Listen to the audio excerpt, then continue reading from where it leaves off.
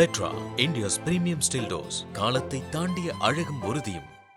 திமுக ஆட்சியில் ஊழல் செய்தவர்கள் அடுத்தடுத்து மாட்டப் போகின்றனர் என முதல்வர் விஜய் எச்சரிக்கை விடுத்ததை தொடர்ந்து கலக்கமடைந்திருக்கிற திமுக முன்னாள் அமைச்சர்கள் ஒருவருக்கொருவர் செல்போனில் பேசி ஆலோசனை நடத்தி வருவதாக தகவல் வெளியாகியுள்ளது.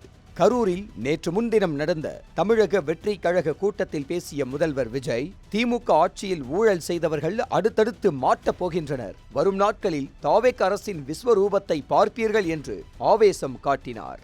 அது மட்டுமல்லாது, முன்னாள் அமைச்சர் செந்தில் பாலாஜியை கரூர் கம்பெனி முதலாளி என குறிப்பிட்டு எங்கு இருக்கிறார் என்பது தெரியாத அளவுக்கு ஓடு என ஓடிக்கொண்டிருக்கிறார் என்றும் விமர்சித்தார். முன்னாள் அமைச்சர் ஏவா வேலு பெயரை குறிப்பிடாமல் சிங்கப்பூரில் ஒளிந்துள்ளார் என்று விமர்சனம் செய்தார். ஏற்கனவே செந்தில் பாலாஜி, ஏவா வேலு ஆகியோர் மீது வழக்கு பதிவு செய்யப்பட்டு விசாரணைக்காக அழைக்கப்பட்டுள்ளனர். அவர்களின் வீடுகளில் லஞ்ச ஒழிப்புத்துறை சோதனை நடத்தியுள்ளது.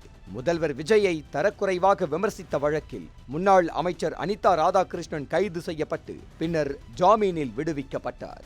இப்படி பல முன்னாள் அமைச்சர்கள் சிக்கலை எதிர்கொண்டு வரும் நிலையில் வரும் நாட்களில் தாவேக அரசின் விஸ்வரூபத்தை பார்ப்பீர்கள் என்ற முதல்வர் விஜயின் எச்சரிக்கையால் திமுக முன்னாள் அமைச்சர்கள் பலர் கலக்கமடைந்திருக்கின்றனர். திமுக ஆட்சியில் நடந்த ஊழல்கள் குறித்து ஏராளமான புகார்கள் அரசுக்கு குவிந்து வருவதால் எந்த நேரத்திலும் வழக்கு பதிவு, சோதனை, கைது நடவடிக்கைகள் இருக்கலாம் என அவர்கள் அஞ்சுகின்றனர்.